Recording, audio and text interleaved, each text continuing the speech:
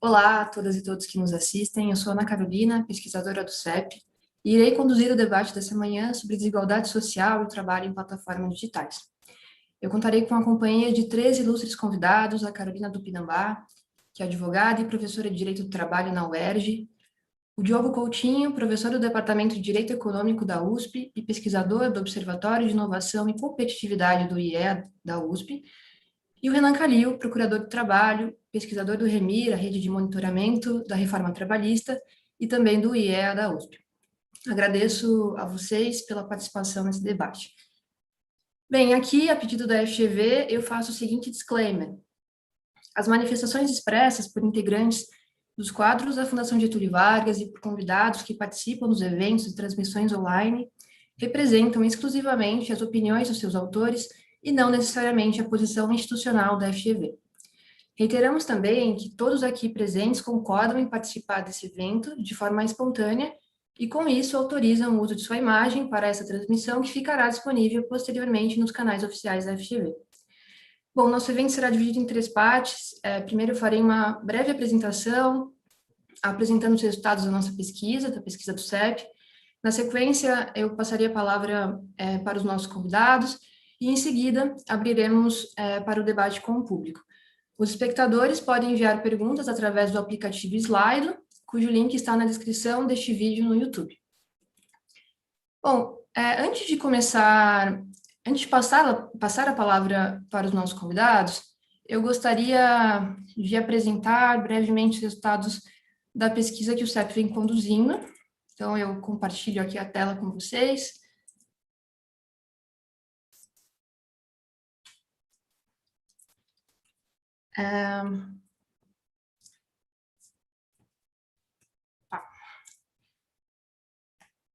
Bem, esse evento ele faz parte do projeto Futuro do Trabalho, Gig Economy, que vem sendo desenvolvido pelo CEP em parceria com o iFood. E essa pesquisa tem um viés sociotécnico, de modo que nós buscamos compreender as novas dinâmicas do trabalho mediado pela tecnologia e possíveis soluções regulatórias para endereçar as questões sociais que surgem no horizonte dessas transformações. É importante deixar claro que a pesquisa goza de liberdade acadêmica e, portanto, as falas desse evento não necessariamente representam o posicionamento do parceiro. Nós temos publicado briefings temáticos mensais, e também artigos no Medium e outros produtos, realizado eventos como esse, e todas as informações referentes aos nossos produtos, aos produtos dessa pesquisa e demais atividades referentes a ela, vocês podem encontrar na página do CEP, no site da FGV, no nosso Medium e também no repositório do CEP no academia.edu. Convido a todos que se interessarem a acessar esse conteúdo e acompanhar as nossas publicações. Bem, mas por que falar de desigualdade social e futuro do trabalho? Não há como discutir o presente e o futuro do trabalho no Brasil sem enfrentar a questão da desigualdade social.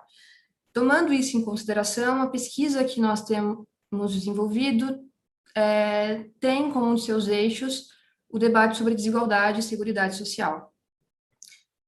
Sobre esse eixo, nós buscamos identificar as principais questões relacionadas ao mercado de trabalho sob demanda, a liberdade de contratar em contexto de desigualdade social, a responsabilidade dos atores do ecossistema, bem como analisar as questões relacionadas com as condições de trabalho e os possíveis instrumentos para garantir direitos e seguridade social.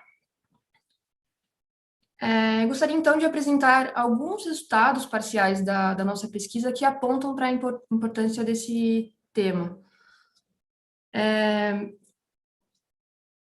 Por ocasião das duas primeiras publicações do projeto, o CEP mapeou e analisou 114 projetos de lei sobre trabalho em plataformas, tramitando no Congresso Nacional entre 2015 e 2020, e identificou 3 ondas legislativas. A primeira onda, que vai de 2015 a 2018, foi marcada por um forte embate regulatório em torno da atividade de transporte individual privado de passageiros. Já a segunda onda, que vai de 2019 até o início de 2020, é marcada pelo início da discussão sobre a garantia de direitos aos trabalhadores de aplicativos, especialmente os motoristas. Nessa fase, a discussão ainda se centrava em questões mais básicas da atividade, tais como condições de segurança. Com a pandemia, no entanto, surge uma terceira onda, caracterizada por uma rápida expansão dos PLs, como vocês podem ver no gráfico da tela, agora não mais endereçados apenas aos motoristas, mas também aos entregadores e alguns endereçados a trabalhadores de plataformas em geral. Os entregadores são uma categoria que passam a ganhar mais destaque nas propostas legislativas, então eles adquirem um protagonismo nesse debate. E esses PLs revelam uma preocupação com medidas de saúde e segurança relacionadas intimamente com a pandemia, mas não só.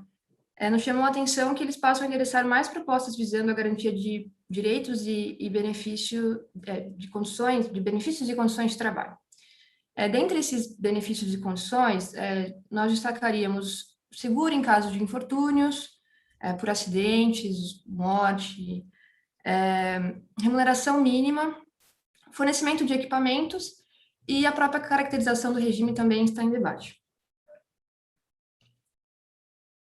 Percebam no gráfico que a partir da terceira onda há um alargamento das faixas dos PLs que endereçam condições e benefícios de trabalho, enquanto a faixa zero vai se estreitando. Conforme o debate vai ganhando novos contornos, questões envolvendo a seguridade também ganham destaque. Então, eu passo aqui para a nossa leitura do panorama internacional.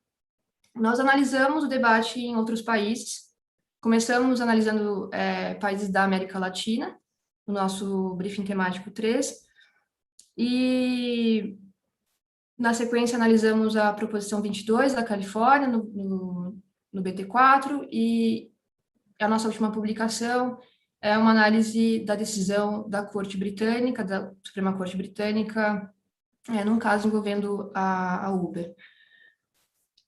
Na Colômbia, o governo criou recentemente o BEPS, que é a sigla para Benefícios Econômicos Periódicos, um programa destinado aos trabalhadores com renda inferior a um salário mínimo, por meio do qual se instituem novos mecanismos de contribuição para a Previdência Social. Essa criação da Colômbia está no nosso radar, a gente pretende aprofundar os nossos estudos com relação a ela em produtos futuros. No Chile, há propostas de políticas de seguridade social desvencilhadas do debate da caracterização da natureza do regime de trabalho. E na Argentina, alguns aplicativos passaram a exigir que os trabalhadores cadastrados na plataforma contribuam para o regime de monotributo, que é muito similar ao MEI brasileiro. Nesses 3 países, a gente fez uma análise das propostas legislativas apresentadas até o momento, mas é importante frisar que nenhum deles já regulou a matéria. Na Califórnia, a proposição 22, ela garante a motoristas e entregadores, as 2 categorias que ela endereça, o direito a seguro por morte contra acidentes e também um subsídio para garantir o acesso a serviços de saúde.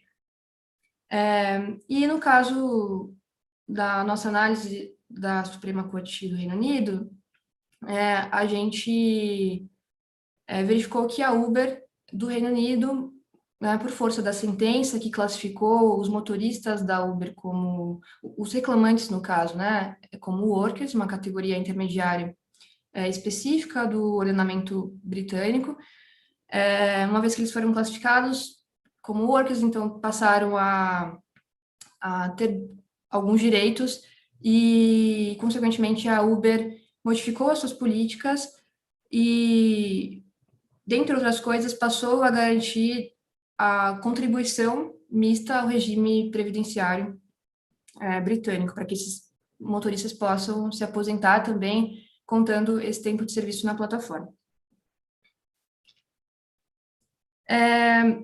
Bem, diante desses resultados, a gente tem algumas questões, esses resultados eles têm apontado para algumas questões, que têm nos feito refletir bastante.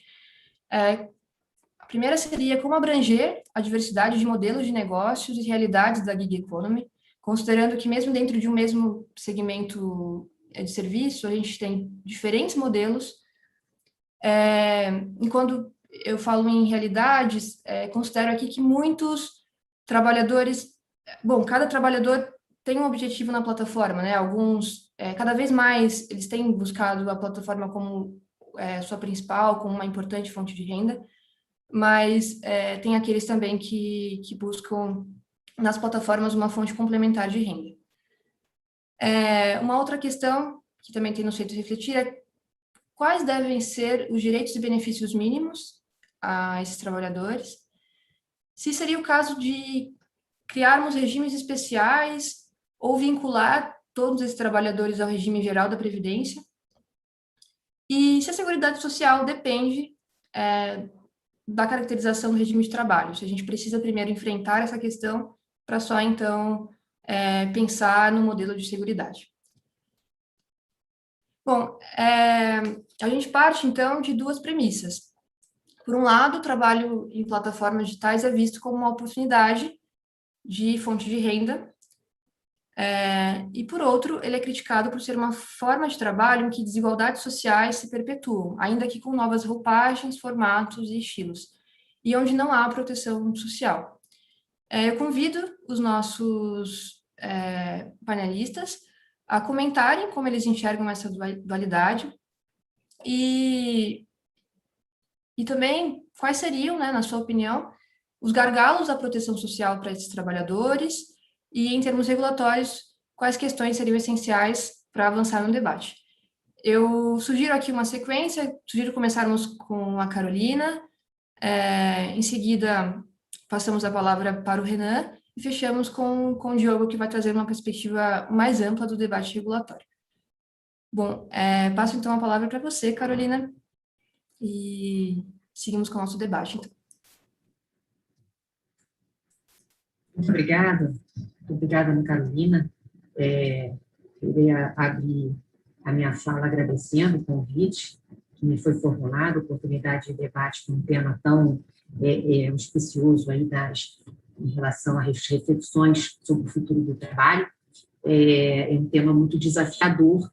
Cumprimento meus colegas, o professor Renan e o professor Diogo, e registro que conheço o trabalho de ambos a respeito, porque realmente esse assunto é um assunto que me desperta muito interesse há muito tempo, porque quando a gente fala nessa questão, né, das desigualdades, antes disso, a gente sempre anuncia essa tomada do que alguns já estão falando de quinta, mas de quarta revolução industrial, porque, na verdade, Carolina, o que a gente tem experimentado, isso não no Brasil, mas no mundo inteiro, né? Há mais de 10 mil anos, a gente vive uma primeira revolução, digamos assim, do trabalho, que seria a domesticação dos animais, né? A revolução agrícola, que não conta. A gente começa a contar essa história a partir da verdadeira revolução industrial de 1760, 1750 para frente. E aí vem a descoberta das ferrovias, das máquinas a vapor e tudo mais. Acontece que logo quando a gente passa por um pulo da segunda revolução industrial, né, e aí que a gente está falando, né, do advento da eletricidade, a gente já destaca que, assim, 17% do mundo hoje, do mundo civilizado, não tem acesso à eletricidade. Então, o panorama que a gente vive, quando a gente fala de desigualdade e do mundo do trabalho, ele começa por aí. A gente tem uma espécie de evolução, né, do mundo do trabalho, mas que vai cada um no seu degrau, porque alguns se encontram na era da eletricidade, alguns vão estar, a gente fala na terceira revolução, né, a partir da década de 60 do século passado, 1960 para frente, e a gente traz aquela história da revolução digital, do ingresso da internet no mundo do trabalho, mas a gente tem que estar atento que 4 bilhões de pessoas no mundo não têm acesso à internet, né? Então, quando a gente vai falar dessa quarta revolução, que nos remete à inteligência artificial, a saída do computador para o eletrônico, né? A saída do elétrico para o eletrônico para a inteligência artificial.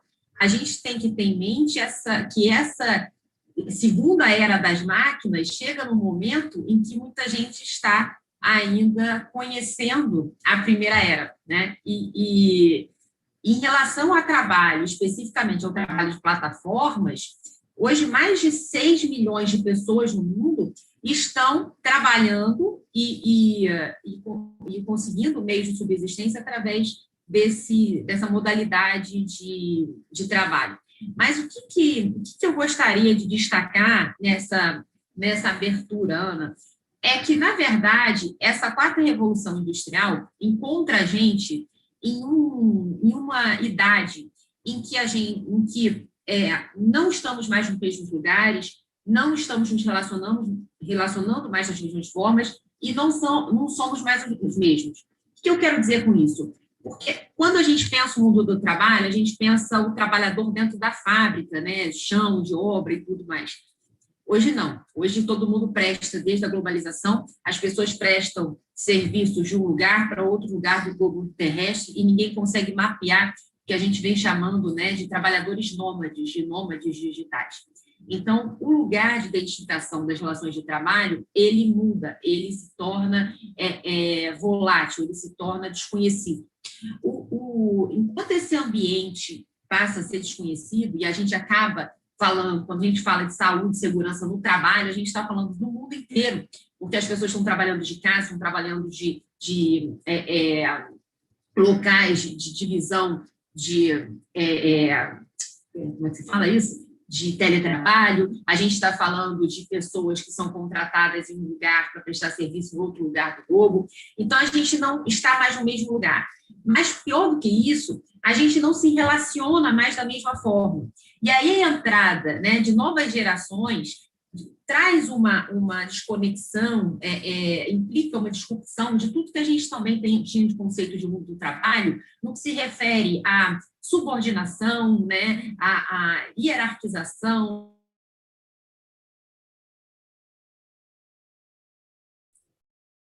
A Carolina travou. Sequer entendem a ideia, né, sobre a qual foi erigida os conceitos em torno da subordinação. Finalmente, a gente não é mais o mesmo, por quê? Porque, principalmente no Brasil, a gente vive uma dicotomia de proteção social em torno de um único perfil contratual, praticamente, que é o perfil do trabalho, do vínculo empregatício. Isso cria uma atmosfera, um panorama muito injusto, porque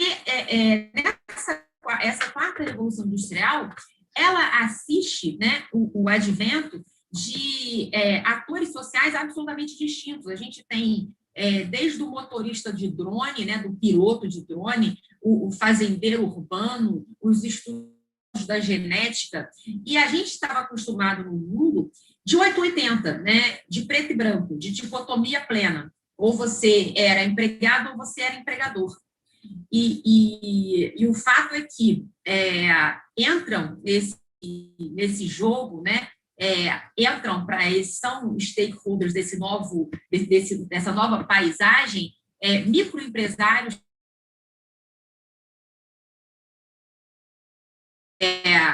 trabalhadores hipersuficientes, trabalhadores de outros perfis, e a gente fala desde o lado de trás, né, do representante comercial, até o salão parceiro, o transportador autônomo de cargas, o estagiário.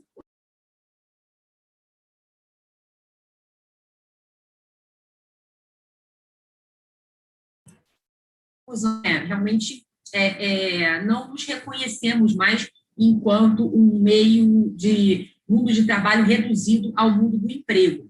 E aí, me parece, meus amigos, que nós temos assim 3 grandes saídas em termos de desafio, né, de todo esse colorido que se apresenta tão desafiador. Para se trazer um pouco de homogeneidade, de proteção social, logicamente que o primeiro caminho seria o caminho mais fácil, o caminho legal, né? Quer dizer, o Estado editar normas que tragam proteção como trouxe para o estagiário, que não tem vínculo de emprego, mas tem alguma proteção social, como trouxe para tantos outros. Mas não, né, não para esse cenário, enfim, de mais de 6 milhões de pessoas ao redor do mundo. E aí, se a gente não puder contar com essa solução agora, que me parece ser a situação, vamos ficar parados assistindo, né, todo esse cenário tão desigual? E aí ainda existem outros duas soluções que me fazem refletir muito. A primeira é a própria interpretação em relação à proteção social desses atores que se colocam no ambiente da quarta revolução industrial. Ou seja, a gente vive num país que a Constituição promete direitos a trabalhadores e não a empregados, né, Ana? Então, será que o caminho seria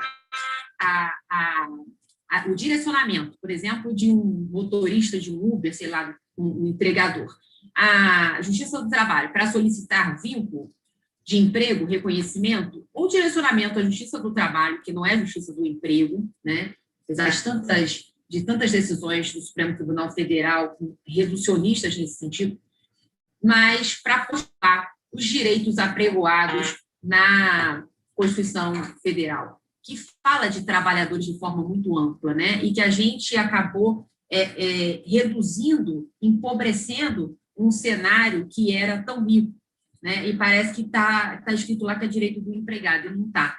Mas enquanto não vem essa luz, essa conscientização, um terceiro movimento de superação de desigualdade que eu vejo com muito bons olhos seria um movimento autônomo. E aí eu destaco o tanto de associações, de movimentos sociais que esses novos perfis vêm desenhando ao redor do mundo e que proporcionam. Aqui no Rio de Janeiro mesmo eu tenho a oportunidade de conviver a partir de uma experiência do escritório modelo da Unirio, da UERJ, onde eu leciono, a Associação Nacional dos Trabalhadores Sem Vínculo, uma associação que permite esse diálogo, né, de conquista de direitos sociais mínimos para os trabalhadores associados. Mas eu destaco o movimento muito forte, né, no sentido de retomada de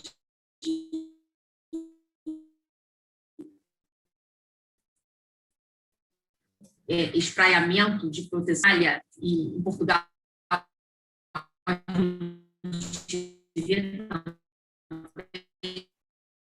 Carolina, movimento, um panorama de maior igualdade.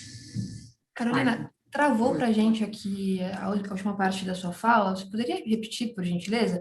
A sua internet está falhando bastante. Nossa, eu estou na melhor internet, eu não sei. Mas, enfim, eu queria concluir trazendo essas três formas de solução, né? Ou seja, a interpretativa, da gente poder ter uma leitura expansiva do texto constitucional, o formato legislativo, que, ainda que não seja para agora, é um potencial que vem amadurecendo no Brasil, e o terceiro, que é esse formato autônomo. E aí eu destaquei, né, pelo mundo inteiro, as questões de sindicatos novos de trabalhadores não empregados. Destaquei aqui no Rio a nossa experiência com a Associação Nacional dos Trabalhadores Sem Emprego, e no mundo inteiro, o movimento em Nova York dos Class City Workers, os movimentos dos sem labor na Itália, alguns sindicatos nesse sentido. Eu acho que esses três caminhos, eles trazem, né, uma esperança de homogeneização de direitos sociais para esses novos atores que se colocam no cenário de quarta revolução industrial. Não sei se deu para entender, para mim está parecendo tudo, eu estou no máximo assim, dos pauzinhos, mas, enfim, eu agradeço e cumprimento os demais colegas, aguardando aí eventuais dúvidas e colocações, porque eu acho que esse assunto é um assunto que ele realmente vem sendo amadurecido pelo debate, né, Ana? não tem como, e cada troca, cada seminário que eu participo sobre isso, eu realmente aprendo muito mais do que consigo passar. Obrigada, Carolina. Sim, ficou claro. Acho que a gente perdeu uma pequena parte só aqui do final da sua fala, mas você fez um resumo e ficou claro para a gente. Eu acho que você trouxe várias questões que a gente pode discutir melhor na parte do debate. Então, eu dou sequência aqui, convidando o Renan a trazer esses comentários para nós. Obrigado, Ana Carolina. Bom, primeiramente, gostaria de agradecer o convite. É uma alegria para mim estar nessa manhã participando desse debate. Agradecer o CEP, na pessoa da Ana Carolina. Agradecer meus colegas de mesa, a professora Carolina, a professora Diogo. E já aproveitar também que eu estou fazendo essa abertura para fazer um pequeno disclaimer, né, que a Carolina me apresentou. Eu sou procurador do trabalho, mas, enfim, registrar aqui que as opiniões que eu estou trazendo, elas são pessoais minhas, tá? Então, feita essa breve apresentação, eu acho que esse é um dos, se não for o principal tema do direito do trabalho, do mundo do trabalho hoje, ele é um dos principais, né?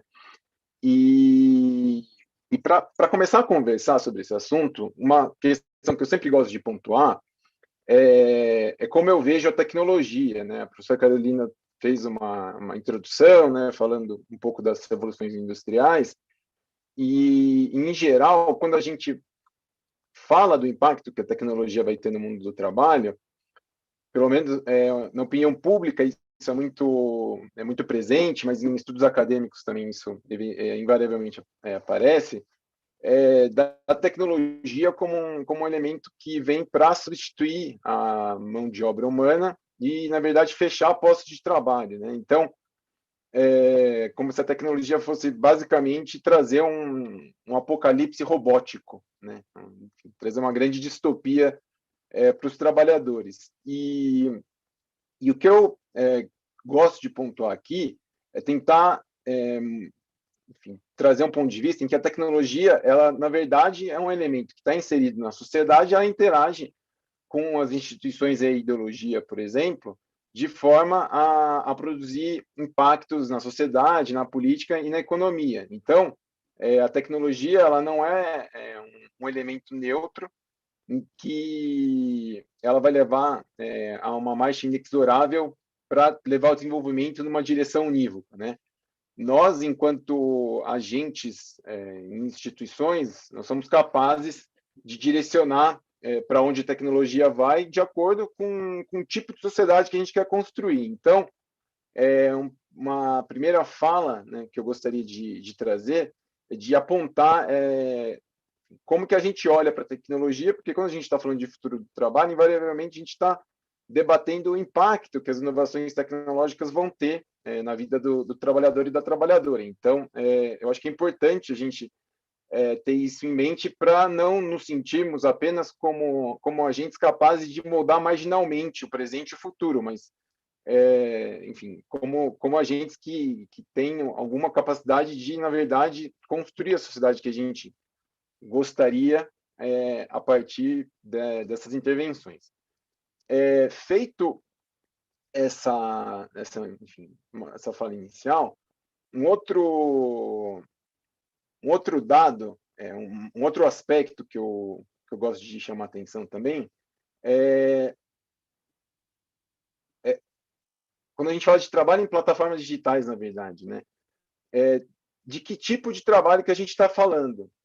Porque no Brasil, o fato do trabalho dos motoristas e dos entregadores estarem visivelmente no nosso cotidiano, isso faz com que toda a conversa em torno do que deve ser feito em relação a esse tipo de trabalho fique dominado por esses tipos de trabalho, sendo que a gente sabe que existe uma variedade de plataformas digitais que desenvolvem um trabalho completamente online, que não são visíveis no nosso dia a dia e acabam ficando escondidas, vamos dizer assim, no debate geral. E daí eu chamo a atenção, por exemplo, para as plataformas de crowdwork, para as plataformas de microtrabalho. Existe um universo de trabalhadores que trabalham em plataformas como a Amazon, Mechanical Turk, a Lionbridge, a Appen, não só enfim, no mundo inteiro, mas no Brasil em específico, e que esse grupo de trabalhadores, pelo menos um grande debate que está sendo feito na opinião pública e no Congresso, eles são muito pouco levados em consideração. Inclusive, isso está mencionado no levantamento que o CEP fez, né, dos projetos de lei que estão em trâmite no Congresso Nacional. Ali na conclusão, no briefing de vocês falam disso, né, que o trabalho o crowdwork ele não é levado em consideração nos projetos de lei, pelo menos que estão, enfim, que estão dentro dessa onda que vocês fizeram análise, né, entre 2010 e 2020.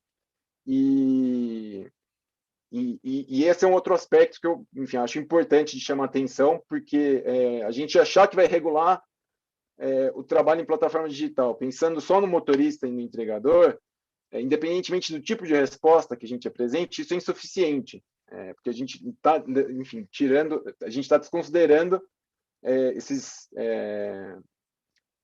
trabalhadores nessas plataformas de crowdwork. Avançando aqui nessa minha fala inicial que eu gostaria de tratar com vocês, enfim, eu acho que essa pergunta que está guiando aqui o nosso debate, ela é super instigante e traz, né, muito, enfim, o que discutir. Eu acho que é tema de debates acalorados não só no judiciário, na academia, enfim, em diversos espaços, mas enfim, eu vindo do direito do trabalho e tentando olhar, né, fazer esse debate de como reduzir as desigualdades sociais que estão inerentes a essa forma de trabalho e como melhorar as condições desses trabalhadores, eu não posso deixar de pontuar que o direito do trabalho ele tem que estar no centro da nossa conversa. E daí, eu não vou, nessa fala inicial aqui, debater e entrar nos pormenores do que tipo de direito do trabalho, mas eu quero até aproveitar para relembrar aqui por que o direito do trabalho existe. O direito do trabalho, pelo menos dentro de uma perspectiva jurídica, sociológica, política, ele é criado, né, para identificar uma relação que nasce desigual e há um poder econômico muito mais acentuado para um dos lados da relação, tentar se oferecer algum grau de proteção jurídica para a parte mais fraca. Enfim, na minha pesquisa de doutorado, eu tive a oportunidade de fazer estudos de caso com motoristas da Uber na cidade de São Paulo e com trabalhadores da Amazon Mechanical Turk no Brasil. Essas assimetrias que são inerentes às relações de trabalho, do jeito que a gente concebeu esse ramo específico do direito, elas estão presentes nesses tipos de trabalho.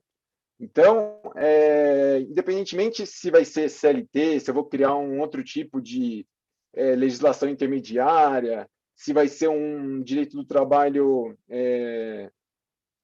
sem levar em consideração emprego, como a professora Carolina mencionou na fala dela, né, de aplicação do artigo 7º da Constituição Federal, eu acho que é importante a gente trazer esses pressupostos do direito do trabalho para esse debate. E por que eu estou falando isso? Porque quando a gente olha, pelo menos para o que a literatura econômica hegemônica, dentro desse debate, como ela trata as relações de trabalho, em específico o direito do trabalho, ela trata dentro de uma lógica de incentivos e obstáculos que o direito do trabalho pode impor aos atores no mercado. E por mais que, pelo menos para mim, né, que estou dentro do direito do trabalho já há algum tempo, por mais que isso não sou estranho, mas de alguma forma é isso que ganha o debate público no Brasil, pelo menos desde os anos 90, e é o que guia, pelo menos, as diversas reformas que foram sendo feitas no direito do trabalho desde então. E eu acho que a melhor fala que traduz, né, o que está por trás desse tipo de visão do que é o direito do trabalho e do que ele representa, é a fala do presidente da República, quando ele diz que as pessoas têm que escolher entre empregos e direitos. Isso, de alguma forma, está inerente a muito do que se debate, do que direito do trabalho a gente vai ter, e guia muitas dessas, enfim, o motorista da Uber é melhor ele ter direito, ele não vai ter, é melhor ele ficar sem emprego, né, mas ter direitos, que em tese ele deveria, ou é melhor ele ter algum tipo de trabalho, né, enfim, tentando traduzir esse raciocínio para esse caso em específico. E eu acho que isso é uma dicotomia que se tenta colocar que ela não para de pé. Enfim, tem estudos da OIT mostrando isso, enfim, eu não vou entrar, enfim, a gente vai ter tempo para aprofundar isso aqui, mas enfim, só para pontuar esse aspecto. E um outro elemento que eu gostaria de trazer, já tentando encaminhar um pouco a minha fala, estou tentando controlar meu tempo aqui, é o seguinte, muito do que a gente debate nas plataformas digitais, né, como eu mencionei ali, toda essa conversa é muito focada nos motoristas, nos entregadores, e existe um mundo para fora disso, né? Existem plataformas digitais de trabalho sob demanda por meio de aplicativos também que estão no nosso dia a dia, de trabalho doméstico, como a Parafuso, por exemplo. Existem outros tipos de plataformas que oferecem outros tipos de serviços, mas funcionam mais ou menos, né? Elas obviamente são diferentes, mas funcionam mais ou menos dentro dessa lógica dos aplicativos que oferecem um serviço de transporte de passageiros e de entregas. Mas a gente tem esse outro mundo, né, que é o do crowdwork, e que eu acho que está pouco presente no debate, que a gente tem um conhecimento ainda muito reduzido. Mas, mesmo no debate das formas de trabalho que são mais conhecidas, como dos motoristas, dos entregadores, ainda falta um entendimento que, do meu ponto de vista, seria mais adequado do que como que esse trabalho funciona. A gente ainda tem decisões judiciais no Brasil que afastam o reconhecimento de vínculo, e eu não vou entrar aqui no debate se é ou não é, mas que dizem que essas empresas que oferecem serviço de transporte de passageiros e serviços de entrega, elas são empresas de tecnologia.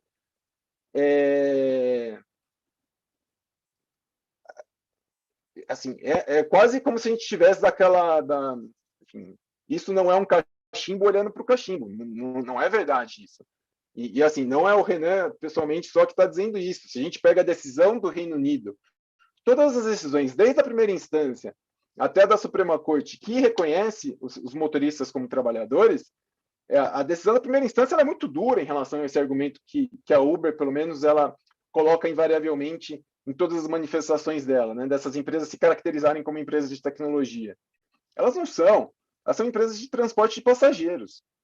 Ninguém chama a Uber, ninguém chama o iFood querendo tecnologia. A gente chama querendo a prestação de serviço, que é a entrega da comida ou o transporte.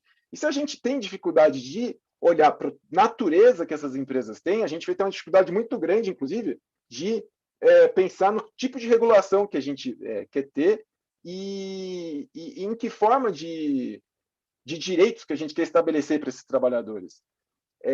Para além disso, eu também acho que é importante a gente aprofundar em como essas plataformas funcionam. Evidentemente que, quando o direito do trabalho foi criado, foram estabelecidas ali uma série de categorias que eram funcionais para o mundo da Revolução Industrial, né, para o trabalhador fabril, que ficava 8 horas no chão da fábrica, desenvolvendo todas as atividades. Hoje em dia, muito do que anteriormente era atribuído a um gerente, a um encarregado, que fazia a administração da mão de obra, direcionava que tipo de trabalho, que exercia o poder diretivo do empregador, hoje em dia isso não precisa mais desse gerente, não precisa mais desse encarregado. O gerenciamento algorítmico, né, que, enfim, é uma das formas pelas quais essas empresas fazem a administração da mão de obra hoje, ele automatizou essa atividade. A questão é, todos os pressupostos em como o trabalho deve ser feito, e quando eu estou pensando em distribuição de trabalho, avaliação desse tipo de trabalho, aplicação de sanção, enfim, todas essas atividades que são inerentes ao setor de recursos humanos, por exemplo, eu transferi para um algoritmo cuja programação ela foi estabelecida a partir dos interesses da empresa que é proprietária dessa plataforma digital e que estabelece como que isso vai acontecer. Então, eu acho que a gente tem que olhar para tudo isso com mais atenção para entender de forma aprofundada o funcionamento. E não só dessas plataformas digitais que estão fora do nosso radar, como a Amazon Mechanical Turk, a Appen, a Lionbridge, por exemplo, mas dentro dessas plataformas digitais que estão no nosso dia a dia, né, que a gente, enfim, interage diariamente com elas, principalmente essas plataformas que realizam serviços de transporte de passageiros e de entrega. Então, meus dois, enfim, o que eu queria que ficasse dessa minha fala inicial a gente precisa retomar o direito do trabalho e lembrar porque ele existe, né, para a gente pensar no tipo de regulação que a gente quer oferecer para esses trabalhadores e que, quando a gente fala em plataforma digital, vai muito além das pessoas no transporte de passageiros e no setor de entregas, mas também tentar entender melhor como essas próprias plataformas funcionam para se pensar adequadamente o tipo de regulação que a gente quer ter e também conseguir, no final das contas, encaminhar e chegar a esse objetivo, né, de diminuir as desigualdades sociais que estão muito presentes nessas formas de trabalho. Então, o que eu tinha pensado para essa minha fala inicial é isso, e agradeço. Perfeito, Renan. Você e a Carolina trouxeram pontos muito importantes para esse debate. Eu tomei algumas notas aqui da fala de vocês, para quando a gente abrir para o debate, né, na segunda parte do nosso evento. Eu passo, então, a palavra agora ao professor Diogo, para que ele faça os seus comentários, compartilhe conosco os seus comentários. Por favor, professor. Olá, bom dia a todas e a todos. Como vai, Ana Carolina? É um prazer estar aqui com vocês. Vocês estão me ouvindo bem? Ok. Então, mais uma vez, obrigado. É um prazer. Eu agradeço ao CEP e à FGV por esse convite, na pessoa da Ana Carolina, da Olívia, dos pesquisadores e das pesquisadoras, né, do Guilherme. E também cumprimento, claro, os colegas desse painel virtual, a Carolina e o Renan. É uma satisfação para mim estar aqui com vocês. Eu devo dizer desde logo que eu não sou uma pessoa familiarizada com o direito do trabalho, não é a minha área de pesquisa para a qual eu me dedico no campo do direito e, portanto, gostaria de tentar dar uma contribuição para esse nosso debate, para essa nossa conversa aqui, a partir de uma caracterização um pouquinho mais genérica, como a própria Ana sugeriu na abertura, né, do nosso evento, sobre como funcionam as plataformas digitais e em que medida certas peculiaridades e características que elas têm podem impactar a desigualdade, que já é um problema grave e severo na sociedade brasileira, e que esse tipo de característica pode suscitar ou contribuir para uma discussão específica, como mencionou aqui o Renan, como mencionou também a Carolina, em torno do que fazer com as plataformas digitais, como repensar o direito do trabalho, como repensar a seguridade social, também a previdência e a assistência, a seguridade em geral, o estado de bem-estar social em geral, fazendo ajustes ou modificações legislativas e regulatórias que, de algum modo, enderecem ou deem conta de certos traços que as plataformas digitais possuem e que, a meu ver, têm um certo potencial que não é tão diferente assim do potencial de geração de desigualdade que outras empresas, em tese, possuem, mas que pode ser peculiar. Então, eu queria caracterizar rapidamente, em 12 minutos, vai ser bem rápido, o que são essas plataformas digitais e fazer algumas provocações sobre como elas, eu vou adiantar aqui um ponto, podem espremer, por assim dizer, é uma forma de falar, não apenas os seus funcionários ou trabalhadores não formalizados, como também, eventualmente, os trabalhadores formais que elas possuem, mas também alguns dos seus parceiros comerciais, também algumas das outras empresas com as quais elas interagem no ambiente digital, no ecossistema eletrônico ou digital que elas povoam. Eu vou pedir licença para fazer um compartilhamento de tela. Posso, Ana Carolina? Ok. Então, vou ser bem rápido aqui na minha apresentação para me ater ao máximo possível ao tempo Combinado. Vocês enxergam, gente, a minha tela aí? Sim, professor. Ok. Então, muito rapidamente, gente, vou falar aqui basicamente do primeiro e do último ponto desse roteiro, os pontos do meio, desafios concorrenciais e desafios regulatórios. Eu vou fazer de forma muito rápida, porque a gente não tem tempo para aprofundar isso, mas eu acho que é muito importante caracterizar as plataformas digitais que estão experimentando, como regra, na pandemia, um processo vertiginoso de crescimento, de expansão.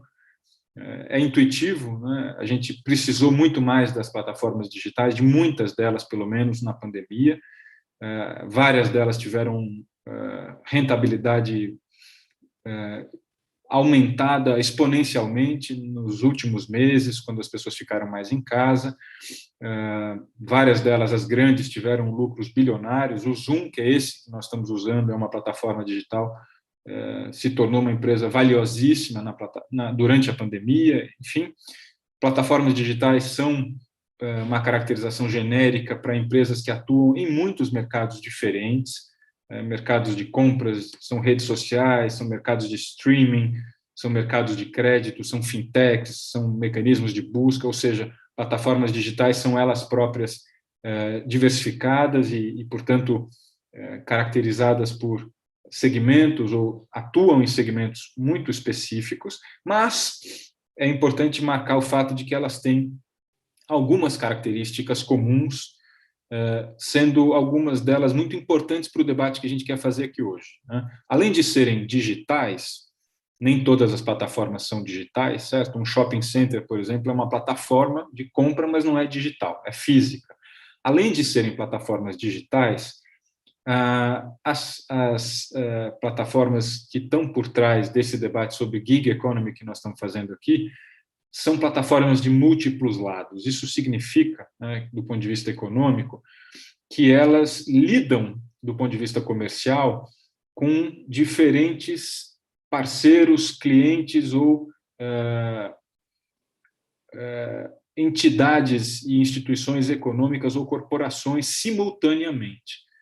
Então, uma plataforma digital tem clientes de um lado, tem fornecedores de outro, tem parceiros de outro lado, e esse fato é muito importante porque permite às plataformas digitais, nem sempre de modo transparente, rentabilizar e monetizar a sua atividade através de subsídios cruzados, como eu disse, nem sempre visíveis aos olhos dos consumidores e tampouco aos olhos dos reguladores, em relação aos quais também existe grande assimetria de informação.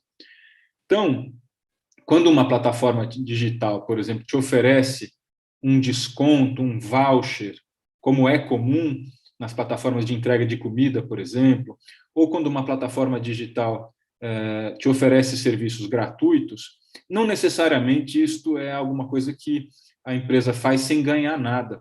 Por quê? Porque sem que nós possamos enxergar, ela vende dados ou ela vende publicidade, ou seja, ela está fazendo um tipo de cálculo econômico, é um tipo de modelo de negócio no qual uma determinada atividade econômica ou contrato ou negócio viabiliza outros. Então, essa é a característica das plataformas de múltiplos lados. Você não enxerga direito, do ponto de vista do consumidor e da consumidora, como é que essas plataformas se organizam economicamente, porque elas têm muitas relações comerciais simultâneas que se complementam numa estratégia de negócio. Então, isso é muito importante. Isso é importante, entre outras razões, porque existem não apenas subsídios cruzados, que é uma expressão mais econômica, mas do ponto de vista do mundo real, mais, digamos assim, nu e cru, também permite transferências de renda. Eu posso, por exemplo, favorecer o consumidor, oferecendo para ele um voucher ou um desconto, em detrimento do entregador, ou em detrimento de algum outro funcionário precário que eu tenha, porque eu estou num ambiente altamente competitivo, eu trabalho nos primeiros anos quase sem lucro ou até com prejuízo, eu preciso remunerar o CEO e os executivos da plataforma muito bem, porque eu quero ser eu quero ser uma plataforma digital que vai ganhar escala, né? Plataformas digitais precisam de escala, precisam alcançar uma massa crítica rápido, porque senão elas morrem. Então, elas têm que se colocar rapidamente como líderes. É uma corrida cruel, né? É uma disputa cruel para ver quem se estabiliza, quem se estabelece também. Então, vejam, tem uma lógica econômica própria. E essa lógica econômica própria pode, para usar a expressão que eu usei há pouco, ela pode espremer alguns em detrimento de outros, já que os recursos são escassos e os investidores que nelas põem dinheiro, via de regra, exigem retornos, né, rápidos e elevados, né? Então, as plataformas digitais, né, elas têm, como eu disse, economias de escala, elas usam mecanismos nem sempre transparentes de subsídios cruzados, elas comercializam dados, elas produzem efeitos de rede, também uma caracterização econômica importante. Quanto mais uma plataforma digital é usada, mais as pessoas têm incentivo para usar aquela e não outra plataforma digital. E do ponto de vista das relações concorrenciais que elas estabelecem com outras plataformas, a depender de como elas crescem e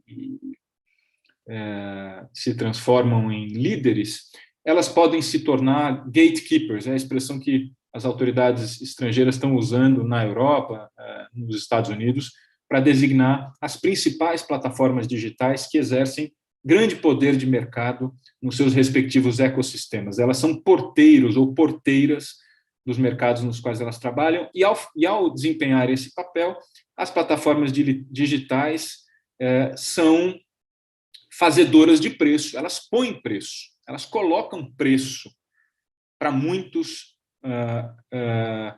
agentes econômicos com os quais elas trabalham. Então, pulando aqui a parte dos problemas concorrenciais, que tem preocupado muitas autoridades antitrust no mundo todo, o fato das plataformas se entrincheirarem nas suas posições, o fato disso sugerir novos desafios para a aplicação do direito da concorrência, por exemplo, o problema da gratuidade. Você acha que é de graça, mas não é de graça. Na verdade, quando é de graça, tem essa frase famosa, a mercadoria é você mesmo, você está sendo vendido, etc., etc. Tem uma discussão grande sobre o poder conglomeral, né? Essas empresas, elas não atuam no mercado só, elas são grupos econômicos. Existe um outro debate pelo qual eu estou passando aqui meio rápido, que é um debate em torno da necessidade de regular do ponto de vista econômico, e não especificamente do ponto de vista do direito do trabalho, as plataformas digitais. Vários países estão criando agências reguladoras, unidades reguladoras para plataformas digitais. Isso sugere uma discussão importante sobre como dividir tarefas, caso nós queiramos criar um regulador próprio para essas plataformas. A gente tem a Anatel, tem o CAD, tem a Autoridade Nacional de Proteção de Dados, tem a Senacom, do Ministério da Justiça, tem o Comitê Gestor da Internet, tem a Receita Federal, tem um monte de instituições que já, de alguma forma, interagem com as plataformas digitais, porque são empresas que teriam de se alinhar caso nós venhamos a criar uma autoridade reguladora para essas plataformas digitais. Enfim, tem um debate importante que está criando um consenso global sobre, especialmente agora, né, que com a virada da retórica neoliberal, especialmente depois que o Joe Biden ganhou as eleições, ele está invertendo o jogo retórico e está voltando a falar na importância do Estado, está voltando a falar no estado de bem-estar social, está voltando a questionar a eficiência dos mercados, está voltando a discutir o poder de mercado das plataformas. A maré está virando em favor de um debate muito profundo sobre como regular as plataformas digitais. Mas eu queria, mais do que qualquer outra coisa, discutir um pouco coisas que já antecipei aqui, mas que me parece tem mais relação direta com o tema que nós estamos discutindo hoje e tem a ver também com esse modelo de negócio das plataformas digitais, se eu puder chamar assim, né? Então, vamos lá. As plataformas digitais da gig economy, essas das quais falamos hoje, elas precisam de escala e massa crítica rápido, né? Mencionei isso já. Elas têm custos fixos muito elevados que pressionam muito os seus gestores. Os seus investidores demandam retornos, né, de forma exigente.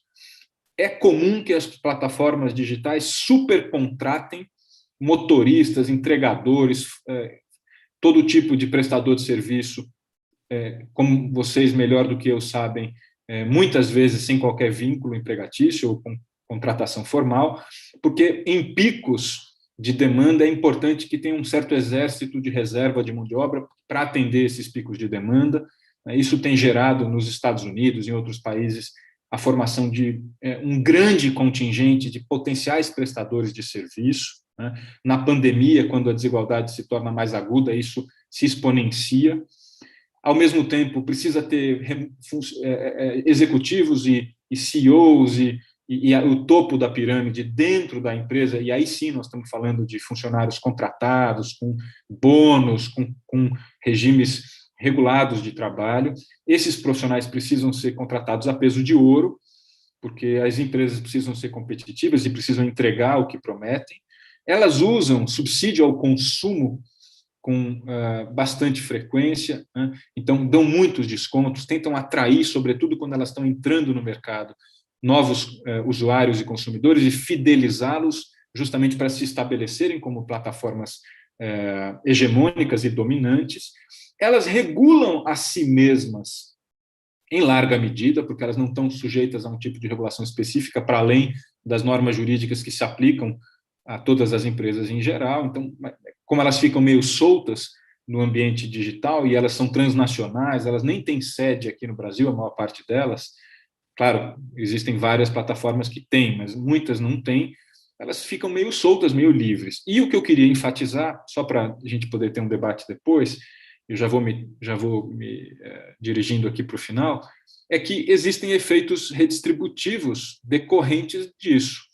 Eu estava me referindo ao fato de que as plataformas digitais definem preços com muita força, com muita dominância, e elas servem às elites. Não é? Quem usa a plataforma digital não são os pobres, não é a classe média, né?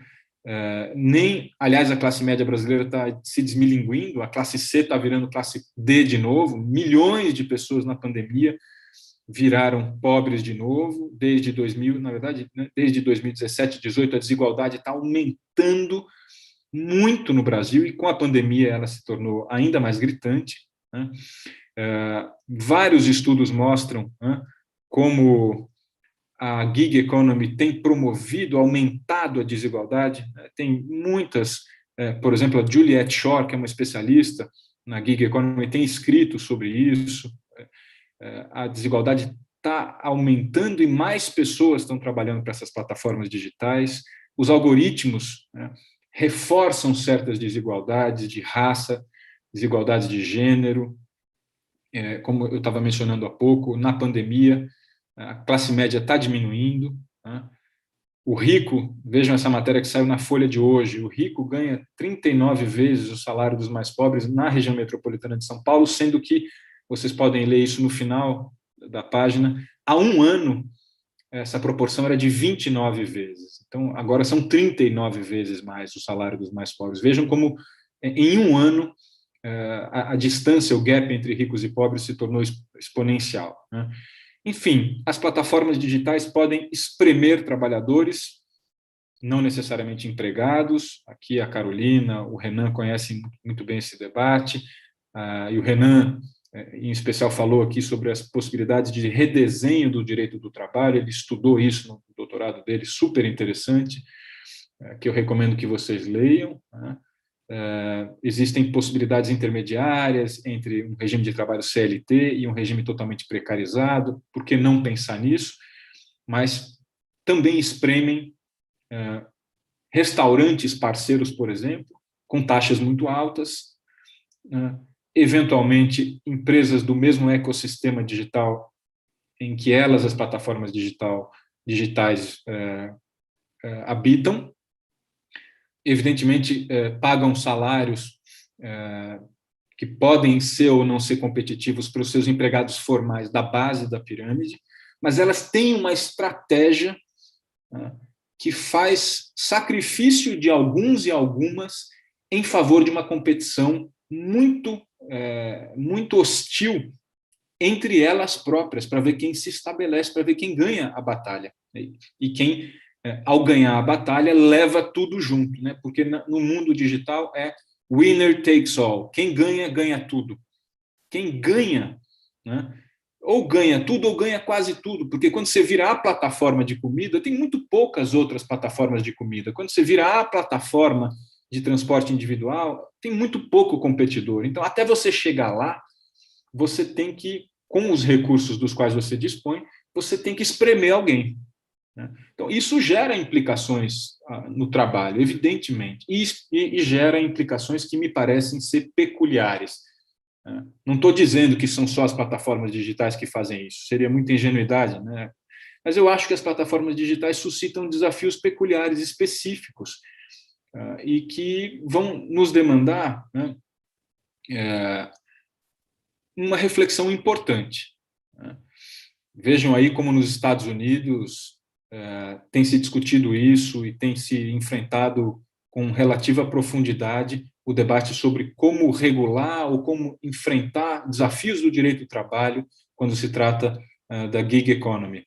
E aqui no Brasil a gente vê muitas vezes uma certa dicotomia entre vamos usar o direito do trabalho, vamos criar regras que vão passar a compor a CLT, por exemplo, ou vamos regular como se fossem alternativas dicotômicas, quando, na verdade, o que a economia digital nos sugere, me parece, é só uma ideia para a gente discutir aqui, é muito mais a necessidade da gente combinar regulação das plataformas digitais, o que elas podem, o que elas não podem fazer, com reflexões e aperfeiçoamentos das regras trabalhistas, das regras do direito do trabalho, com tudo mais que a gente puder considerar para que, de modo mais holístico, o estado de bem-estar social possa ser fortalecido.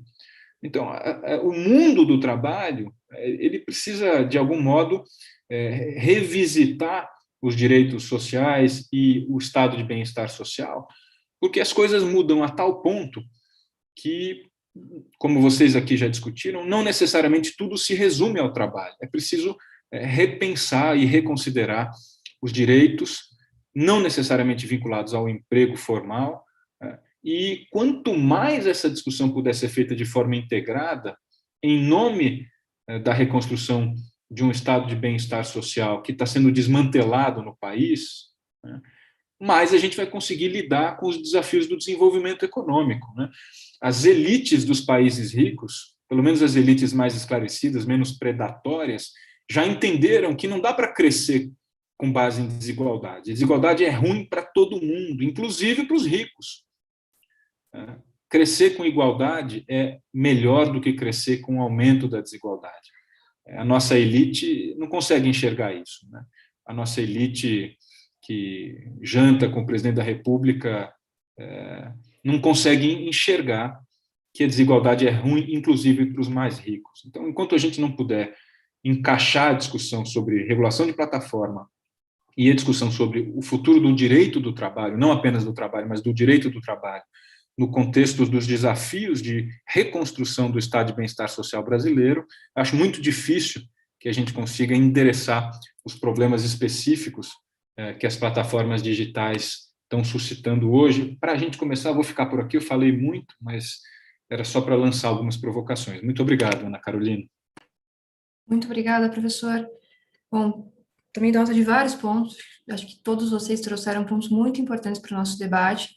A gente já recebeu algumas questões via Slido, enviadas pela nossa audiência, inclusive reforço aqui, para você que está assistindo, tem o link do Slido na descrição desse vídeo no YouTube, você consegue acessar e enviar a sua pergunta. Para a gente começar, eu dividi aqui as questões em 2 blocos iniciais e sugiro começar então com um bloco de 3 perguntas e vocês terão 5 minutos cada para respondê-las e aprofundar algumas questões.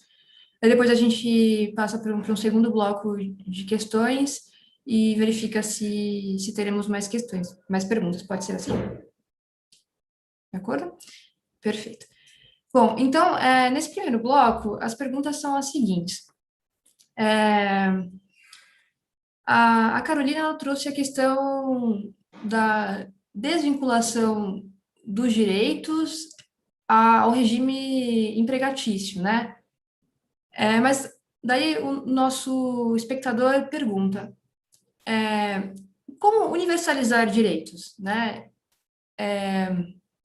Considerando esse cenário em que hoje há uma vinculação ao emprego e pensando nessa questão, como universalizar direitos e quais direitos deveriam ser, quais direitos mínimos, quais direitos deveriam ser mínimos ou universais, né? De que direitos a gente está falando?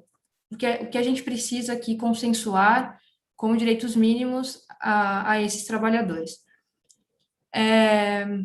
Bom, a pergunta partiu da fala da Carolina, mas eu deixo para os demais participantes da mesa. Uma segunda pergunta, acho que motivada por uma provocação lançada pelo professor Coutinho, o espectador ele chama a atenção para o fato de que o trabalhador também atua em múltiplas plataformas, né? No caso aqui não são necessariamente múltiplos lados, mas ele tem essa liberdade de atuar em múltiplas plataformas. E esse é um debate importante, inclusive, essa é uma questão importante para outros debates, como a questão do controle de jornada, e daí o espectador pergunta, como garantir responsabilidade proporcional, né, para cada uma dessas plataformas de forma justa? Então, de que forma essas múltiplas plataformas devem se responsabilizar perante esses trabalhadores? Um outro espectador também pediu indicações de leitura sobre o tema, então deixo aqui também esse pedido dele. Bom, eu abro então, passo a palavra para vocês. Alguém gostaria de começar? Carolina, para seguir a mesma ordem de antes? Então, só repassando as perguntas, tá? Quais seriam os direitos mínimos e como universalizá-los, considerando essa questão da desvinculação com relação de emprego, como responsabilizar todas as plataformas, né, em que atuam os trabalhadores, e que vocês deixem recomendações de leitura para quem quiser se aprofundar nessas questões. Obrigada. Sim. Ana, eu vou responder algumas para poder passar, para tornar a nossa fala aqui mais dinâmica, mas me parece que a questão da universalização de direitos, ela realmente passaria por essa identificação, né, de um núcleo mínimo de direitos trabalhistas. Eu acho que essa ideia tem crescido no mundo inteiro. A gente tem estudos na ordem constitucional muito mais aprofundados na Alemanha, o professor Otto Barhoff, que já tem há quanto tempo falando, né, desse núcleo mínimo de direitos existenciais. Mas eu acho que quando a gente pensa em relação de trabalho, é mais interessante, quando eu leio os estudos, saiu agora recentemente, né, em 2021 mesmo, um estudo importante da OIT a esse respeito, e quando falam de indicação de bibliografia, me parece que esse tema ele é muito desafiador justamente por isso, né? Quando sai a bibliografia, ela acaba que já está desatualizada. Então, por mais que tenhamos grandes nomes com trabalhos específicos sobre esse tema, parece que uma recomendação central seriam esses estudos mesmo da OIT. São relatórios importantes que quem quer estar atualizado, né, e quem quer estar bem informado a respeito desse tema não pode deixar passar. Recentemente, a OIT divulgou um estudo importante sobre trabalho em plataformas digitais. E são leituras que são poucas que a gente se consegue o acesso em português, mas essa especificamente, se eu não me engano, eu cheguei a receber de algumas fontes em português, mas a gente tem também leitura muito facilitada em espanhol no site da OIT e tudo mais. Agora, lógico, né, indico outros autores de direito do trabalho. O próprio professor Renan tem se eu tivesse aqui à mão, eu já mostrava o livro para trazer, mas tenho aqui na minha biblioteca o professor André Zipperi, que também fez doutorado, mas no Paraná, sobre esse tema, organizou, sistematizou numa obra interessante, plataformas digitais. Mas, enfim, acho que a pessoa interessada ela não pode deixar passar os estudos que vêm sendo divulgados pela comissão específica da OIT, mas a gente tem muitas diretivas também da União Europeia, muitos grupos de estudo na União Europeia sobre o tema, e acho que quando a gente vai diluir esses estudos, me parece que os temas que drasticamente irão aparecer seriam em torno, né, de uma remuneração mínima, jornada mínima e saúde e segurança. Eu acho que esse tripé, pelos estudos que vêm sendo desenvolvidos, né, de ordem transnacional, eu acho que esse tripé ele ilustraria um início de uma lógica de direitos mínimos trabalhistas, jornada, remuneração e saúde e segurança, sabe, Ana? Lógico que a gente pode ter uma visão minimalista, né, e tentar reduzir a um salário mínimo, a um valor mínimo, ou até uma visão mais ampla, que traria outros elementos para esse rol, mas esse tripé tem se mostrado bastante comum nesses estudos internacionais. Agora, tem a bibliografia, tem o mínimo, tem a universalização e tem mais o que, Ana. Eu vou passar para o pessoal para a gente fazer uma rodada mais dinâmica, não sei se está faltando tempo.